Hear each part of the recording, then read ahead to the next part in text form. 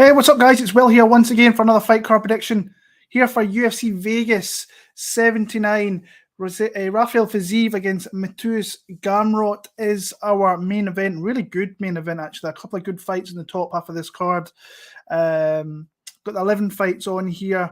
Looking to really see if I can get myself going with some of these predictions and really try and nail some dog picks. It's been kind of one of these years where I've been looking at like funneling underdogs, but I've just not been on the right ones whatsoever. And it's kind of maybe led me down a couple of bad paths that I've kind of made with my betting game in 2023. But yeah, looking forward to kind of talking about some of these fights in these cards. And there are some fights in these cards I'm not going to spend any time really talking about because they don't really interest me too much. I won't have any money on it, and I'll probably not even watch the first couple of fights in this card, if I'm being honest with you. So we're going to start off in the bantamweight division, the women's bantamweight division, I should say.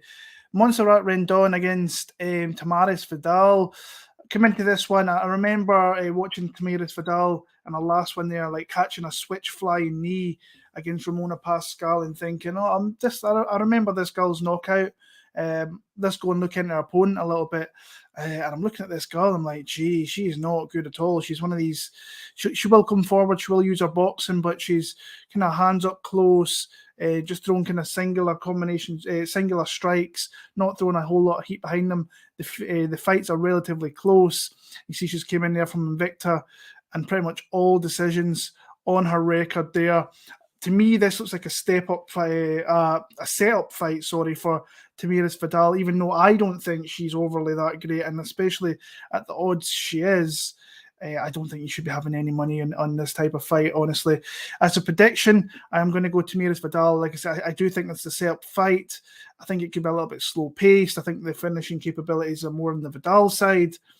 But like I say, I've literally not watched all that much in these ones. I watched someone Rendon and I watched back that knockout of Tamires Vidal, and I don't really want to spend too much time on that. So Vidal is the pick there.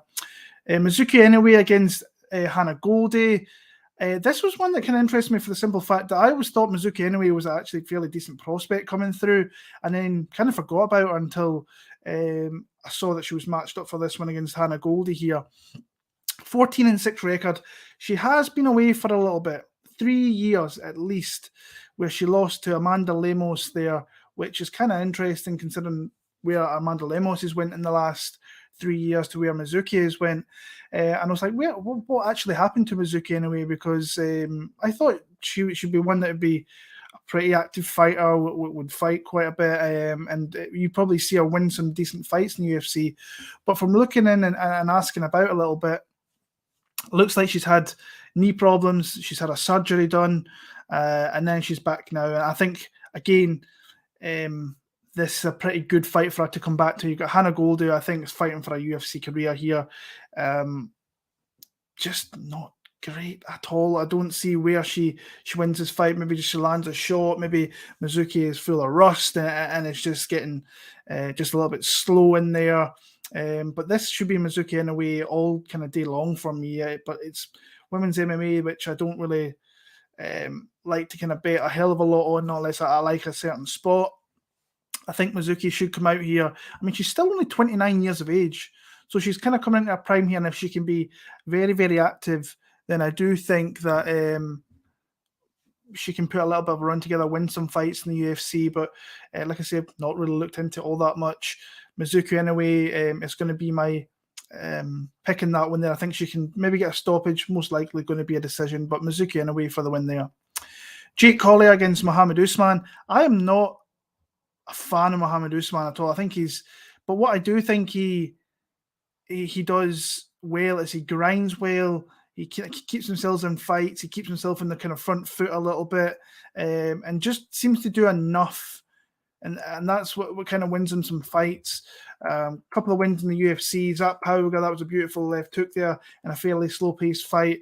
And then that win over Junior Tafa. I bet Junior Tafa in that fight. I really thought that he could beat him right now. I think if they were to fight a year down the line, I think Junior Tafa would beat him then. But he grinded that fight out, and that's what Mohammed Usman can do. If you look through his career before the UFC, that's what he was doing. He's a grinder. And he does everything fairly decently to where he can win fights. Jake Collier like I say, I thought he was a fairly decent middleweight back in the day. Since he's went to heavyweight, it's just not looked great at all. I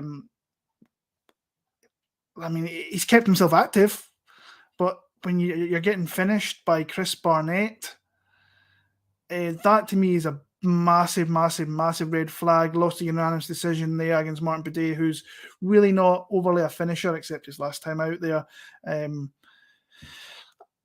Earlier on in the week, this number was floating about.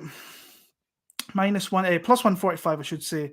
That there, I was really thinking and contemplating about betting Jake Collier, and then I just got into that thing there where I just don't want to bet this fight, and then the number started coming down to where I think it's plus 110 for Jake Collier. I do think he's the better striker. I actually kind of think he's better across multiple kind of different things within the MMA game, but it's whether he can put it all together in this one. I think that Usman is better at putting everything together, cage pushing, winning rounds, just doing enough to kind of win rounds, where Jake could come out, I think if he could land some shots, maybe push Usman back, frustrate him a little bit, I think that the chin could be open to where he could be landing a shot. So I'm not going to have any money in this one. Don't want anything to do with it. I would have been earlier on the week with the plus number that was on Jake Collier. As a prediction, I'm going to pick Jake Collier. I think he might win a decision here, but then he gasses out dreadfully as well, which might push into the Usman side of cage pushing. But like I say, I'm going to take a shot on an underdog. Jake Collier is going to be that underdog. Jacob Malkoun against Cody Brundage. Cody Brundage last time out against Cedricus Dumas looked absolutely shocking. Sometimes you forget fights. I forgot this fight against Dumas, and it was only 2 months ago.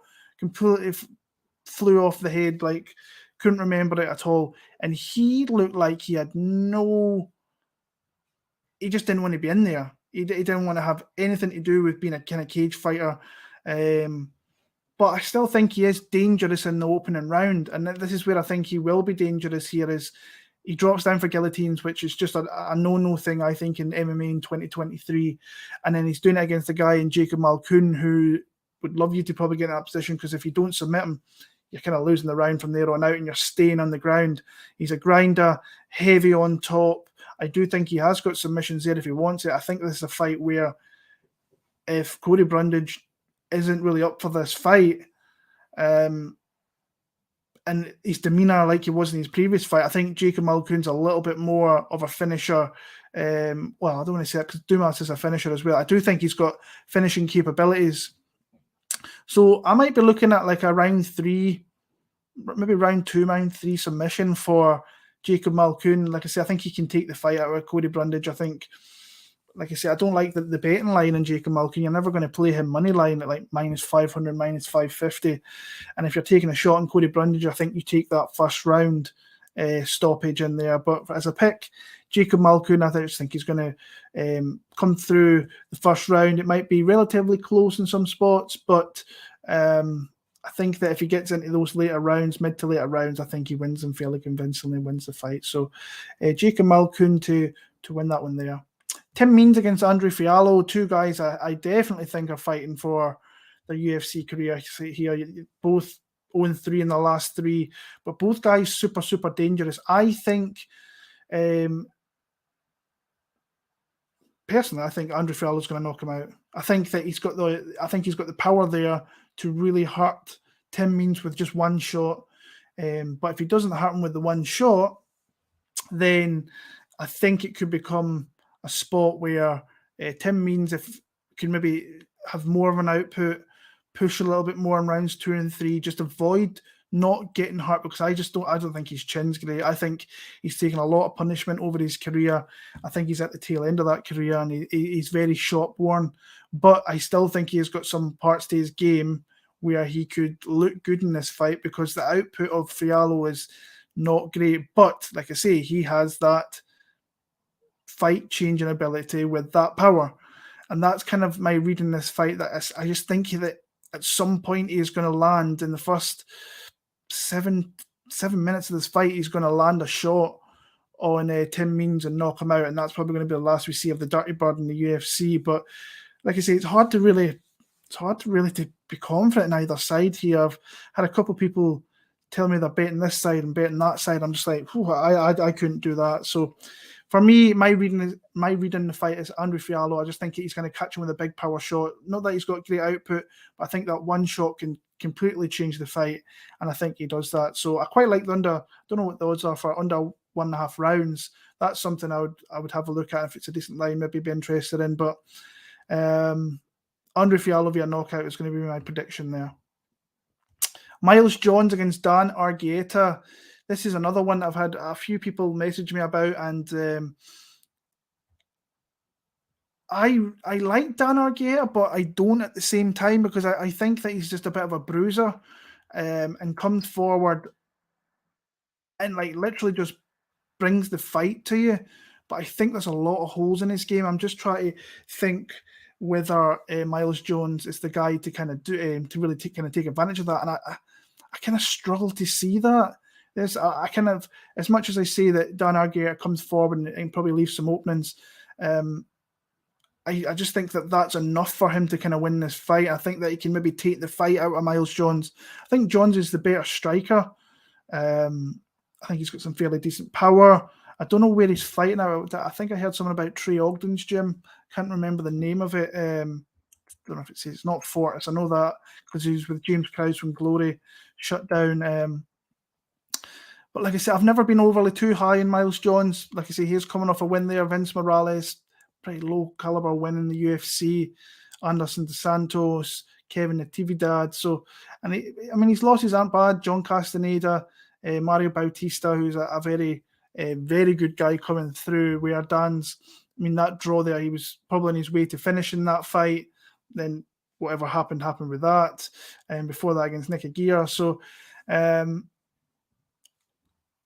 like I say, earlier on the week, I liked Dan Argueta quite a bit, and I was kind of thinking of playing him as the fights got close, and I've looked into it a little bit more. I think I'm just going to keep him as a pick. Like I say, I think there is going to be openings for Miles Jones, whether he can take that. I just don't think he can. So Dan Argueta, probably by decision in that one there for me. One of the best fights of the week, I think, here. Charles Jourdain against Ricardo Ramos. I've always been a fairly decent fan of this kid. How old is he? 28. It feels like I've been watching this guy for years. And I think overall is a well-rounded mixed martial arts. I think he's better, but I think there is glaring holes to his game. I think that he can wilt a little bit. I think he throws and has landed a lot of kind of low percentage attacks, which have landed like those elbows. How at the level of this kind of fight organization that you're landing multiple knockouts with that spinning back elbow, to me is kind of crazy. Once you do it once, that should be enough. It should be something you always keep an eye on and watch his tendencies to make sure that you don't get caught with that said strike. But like I say, he has multiple knockouts with that. I think he has kind of, I don't want to say flaked away the last few years, but he's trading wins and losses. Win, loss. He's fighting good guys. Lerone Murphy, Bill Algeo, that's a good win. To Hugov, I don't think it's a great L to have. Danny Chavez, I don't even think he's in the UFC anymore. And Charles Jourdain, to me, it's just what I like about him. He's a bit of a blood and guts fighter, but I don't think he's got the greatest fight IQ. I think that once you can find a chink in his armor, you can ultimately take him out with that. Like I say, the one thing I remember speaking or hearing Nathaniel Wood speak about his fight in Paris, and this was after the fact, that I think if you watch that fight a few times, you can see that Nathaniel tripped him a few times, and he's like, there was tendencies there that I knew that if I needed to, I could go back to, and he did it multiple times, and he took the fight out of Charles Jourdain in that fight. He couldn't see those attempts coming. But where I think Ricardo has the biggest advantage in this one is with his jiu-jitsu. If he can gets to the back, I think he's got a high chance of getting a submission against Charles Jourdain. But Charles, I think, can get back to his feet for getting taken down. I don't think he sits there. I don't think he's on his back for too long. He will find a way to get back to his feet. And I think once he's back to his feet, I think his output, especially in the later part of this fight, is going to come into play here. So I really didn't want to bet Charles Jourdain, but he's minus 125, and I think there is good opportunities for this guy to win rounds 2 and 3, or maybe all 3 rounds, just with his output alone. And like I say, I think he can eat a shot fairly well, as long as he doesn't get into a little bit of a tangle on the ground. I think he wins this fight more than he doesn't. So Charles Jourdain is going to be my pick in that one there. Bryan Battle against AJ Fletcher. I think this fight's a little bit close. I don't know what the lines are. I've not looked at it, but like I say, I'm getting plus 165. It's in there. It might be higher than that. Just looking on Twitter a few times this week, Bryan Battle seems to be a guy that everyone's seems to like quite a bit. I was thinking he should have some fairly big advantages in this one here. But then I think the first round, at a high clip, I think AJ Fletcher, if he doesn't get hit with big concussive blows, I think he can win that more than Battle probably would. He probably will have to get inside the length of Bryan Battle because, like I say, 10-inch reach advantage. So that's a big thing in modern day MMA, is having advantages like that. But the pace, I do like the pace that he brings. Ultimately, can gas him out a little bit. I think I heard this week that he's did a full camp over in Denver, which the pace that guy pushes, if he can maintain that at a 15-minute pace, I think he's going to have opportunities to win this fight. It's just hard to be fairly confident in AJ Fletcher, honestly. I mean, I don't want to say that's a good win because I don't think Grimbo's great. I know there's a lot of, I'm happy with the story with The Rock and everything, but 2 losses there, not bad losses in my opinion, to Semelsberger and Schlosa. He blasted Gabe Green out very quickly inside the first 15 seconds, I believe, in the last time out. I'm seeing people talk about, I think that AJ Fletcher can kind of have some advantages with taking this fight to the ground, and I kind of believe that as well. But there's people out here thinking this is like a Renat Fakhretdinov that is like he can keep him there for a vast majority of the fight. I don't think that's the case at all. I think Renat is an absolute warrior, and I think he is very, very good, and he's going to win a lot of good fights in the UFC. AJ Fletcher is just not in that level and shouldn't even be kind of mentioned in the same kind of shouldn't just be mentioned with Renat Fakhretdinov. So I'm kind of being pushed into a shot here in AJ Fletcher. I don't know whether. I don't know. I'm going to go with the gut feel. I'm going to go AJ Fletcher to win this one. I just think that maybe that he can win a couple of rounds, mix it up a little bit more, get inside that reach, maybe tie him up. I'm sitting here thinking that is a terrible decision, but you know what? I'm gonna flop here. I'm going to go on to Bryan Battle because, like I say, that was. I'm just trying to think how this fight goes. I think Bryan Battle wins. I'm going to go Bryan Battle. As you can probably hear with me talking, not super confident in that one there. But if there was a side I'd be betting, it's probably AJ Fletcher. Maybe that's what I'm maybe thinking about. If I had a bet to make, AJ Fletcher as a pick, I'll go Bryan Battle. Moving on, Marina Rodriguez against Michelle Waterson Gomez. Rematch that happened of a few years ago. No idea why they're putting these girls back together. Nobody in the world has an interest in watching these two fighters fight again. First time, I believe it was a 5-round main event. When was that? Just over 2 years ago. And I think it was pretty much a 4-1 win for Marina Rodriguez, where she was just more active on the feet, beat her up. I think Waterson got that early takedown, won a round through that. But ultimately, it's just the stand-up affair that Marina wanted, got, and ultimately won. Now, if that fight over a 3-round spell happens, where Michelle can come down and get a takedown and win a round through that, then she's probably a lot more live in a 3-round fight than a 5-round fight. But ultimately, I want to say back then I might have picked Michelle Waterson, which thinking back now is a horrible pick. But I'll need to go back and look.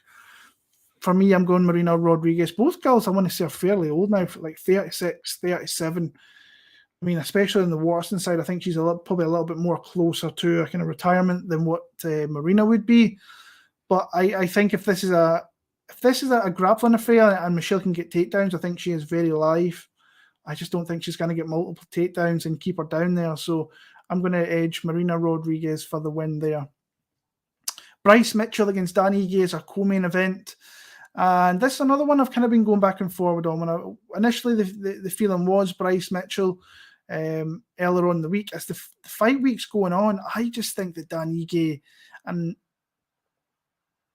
I've had a lot of people come at me with the kind of narrative going on of what's going on with Bryce Mitchell, and they're bringing this whole cherry tree thing coming into it. And obviously the guy was upset because he's put a lot of love and attention into growing these cherry trees and whatever, and the Nexus came around and destroyed them, which is not good on the X's part, but hey, that's people's lives, not for me for prying into their lives. But when I'm looking at these two fighting, I think that Dan Ige's got him outmatched on the feet. It's your classic kind of can Bryce Mitchell get the numerous takedowns that he will need to win fights? I think that Ige has pretty decent takedown defense. I've bet against Dan Ige quite a bit in his career, trying to find spots. The Barboza, which I still think Barboza won, honestly. But Dan Ige is, I think, just a great gatekeeper for the featherweight division. And like you say, he will beat these guys that are trying to make their way in there, like a Nate Landwehr, like a Damon Jackson, guys trying to make their way into the top 15 of that division. You put them in there with Dan Ige, see if you've got that top 15, top 10 mentality. And for the most part, he's shown that they haven't. When you look at his L's, he's taken L's to guys that were ranked very, very highly in that division. So he's a guy that will always be in that peripheral top 10 for me. Big power, good jiu-jitsu. It's just whether he can stop the numerous takedowns from Bryce Mitchell, because that's what Bryce is going to show. And we saw the game plan, how you beat Bryce Mitchell is last time out, Ilia Topuria. I don't believe this whole story that he was sick and whatever. I just think Topuria is top 3 in that division pretty easily. And he fought the game plan that he knew that what he'd had to do to beat Bryce Mitchell and executed that to a game plan. It's whether Dan Ige can do that. I think certain aspects he can with the striking. It's whether he can stop these numerous takedowns and be dangerous and find a way to get back to his feet at certain points of this fight, because that's when he's going to have to do. He's going to have to land those shots that's going to want to put Bryce on the back foot, because Bryce will be coming forward. And he will, I think he will get takedowns in this fight. I just think that there is parts of this fight that Dan Ige is going to mark up Bryce Mitchell. He's going to hurt him in some spots. Bryce is going to need to get this fight to the ground and be super aggressive like he has been in the past with his jiu-jitsu, and try and find a submission. I like the dog shot. This number is like, that's plus 135. Round then I was like, pass. Now he's like plus 180 in the year. And I'm really thinking of a shot in Dan Ige. And like I said, I'm kind of going against my gut, because when I heard this fight being matched, this was another one I was like, I think Bryce probably wins this one. But the more I look into it a little bit, watch some fights, I think that Dan has some things there that can win him this fight. And I think the line's too high. I don't like betting Bryce Mitchell at minus 200, not ever. So I'm going to pick Dan Ige for the win in that one there. And the main event, this is a great main event. This is like a old school kind of UFC main event. Rafael Fiziev against Mateusz Gamrot. Striker versus grappler. Predominantly, you've got the great striking of Rafael and the really underrated top wrestling of Mateusz Gamrot. I mean, it feels like I've been watching Gamrot for so many years. Actually, I'll go in and have a look and tell you the first time I ever watched Mateusz Gamrot way back in the day. Let me see. It was way before that. It was before that. I think it was here. It would have been, KSW. So 10 years I've been watching Mateusz Gamrot, and he's fought a lot of good guys. Mansour Barnoui, Norman Park in the day, Kleber Ernst, and then coming at the UFC. I think he's did a lot better in the UFC than I would have given him credit for. I thought he would have come in, he would have had wins, but I mean, he has that's a good win, even though I think it was a little bit close. He came in short notice and showed what he's all about in that one. This fight here, I still think, and I'm an Arman Tsarukyan stan, I think Tsarukyan won that fight, but judges didn't see it that way. They gave it to Gamrot. Great win to have on your resume. Same with this one, for Jeremy Stevens. So, and I think he won this fight with Kuta Taladze as well. So ultimately, he should only really have that one loss, and it is against the top 5 guy in Beneil Dariush, where got hit with a big shot. I think that one of the things that I thought he'd maybe struggle in the UFC is getting hit with some big shots and like getting taken out. The guy eats them. Like, that was a big shot he took against Beneil Dariush, and he came forward and still really stayed in that fight. Was obviously out kind of classed, but the guy's got a clear way of fighting, can eat big shots, come forward, looks to take you down, whether it be grabbing a leg, getting to the body, getting just opportunistic takedowns whenever he can against the cage, not against the cage. And then you're going to have someone in Rafael Fiziev's side here where clear striking advantage. I thought last time out against Justin Gaethje, that was a really good fight for him. I bet him in that fight. I thought he looked good early. But Justin Gaethje, he's on that last run to have a shot at the title against Makhachev or Oliveira, whoever it may be. And Gaethje's kind of turned it up a little bit, really fought smart. I think he mixed in a takedown in that fight and ultimately really beat up Fiziev in that second and third round and got himself a great win. Looking into this match here, he has got, as long as if he keeps this standing, I think he is going to absolutely find spots in Gamrot's game. I think Gamrot is open to the body, and I think this guy's got the best switch kick to the body out of anybody in the UFC. Like I said, this was another one earlier in the week. I kind of like the Gamrot side. I've been kind of going back and forward, but kind of going back and watching some of Fiziev's rise through the division, you can see a lot of things that I would like if I was betting the side of Fiziev here. And I kind of come into this one thinking, right, if this goes past round 3, then I kind of like Gamrot, and I'm not really feeling that anymore. I think that Fiziev can break down Mateusz Gamrot with his strike, and I think he's got some devastating striking. It's just whether he can keep himself on the feet. I think what I said to a friend earlier on in the week was that if this was a striking fight, Fiziev wins this all day. I just don't think it's a striking fight, but I just don't see Gamrot taking Fiziev down and having long spells of him being in a top position. I think Fiziev is going to find a way to get back to his feet, and is going to find a way to really start landing shots in Gamrot. So ultimately, I've kind of went from, if you asked me Monday, I would probably be on Gamrot. Wasn't super confident. As the fight weeks went on, I've really came across the Fiziev side, and I actually feel like I want to bet him. He is like -1. I think I can get a -140. I don't mind that. I think a knockout is in play in the later parts of this fight. So I might look at Fiziev rounds 4 or 5 decision, because, like I said, I think he will start to wrap him with leg kicks, go to the body, hurt him with some of the strikes. And I think Gamrot gets dropped a lot in these fights as well. So I'm going to go Rafael Fiziev in the main event there. And really looking forward to that fight this weekend. It's going to cap off a really good, a fairly decent card, I think. Like I say, it starts off pretty slow, but it ends pretty well with a couple of really good fights at the top. So Mateusz Gamrot is going to be my pick there. So, guys, that's my picks for UFC Vegas 79. Fiziev Gamrot. Appreciate you if you've watched this video here. Try to get myself back into the way of doing this.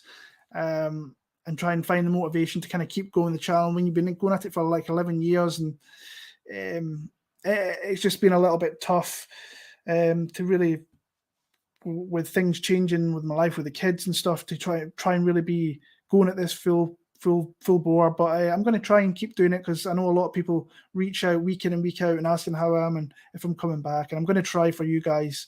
So yeah, until next time, guys, all the very, very best. Enjoy the fights when they come around this weekend. Appreciate you for sticking around with me here. Until then, enjoy the fights this weekend. Peace.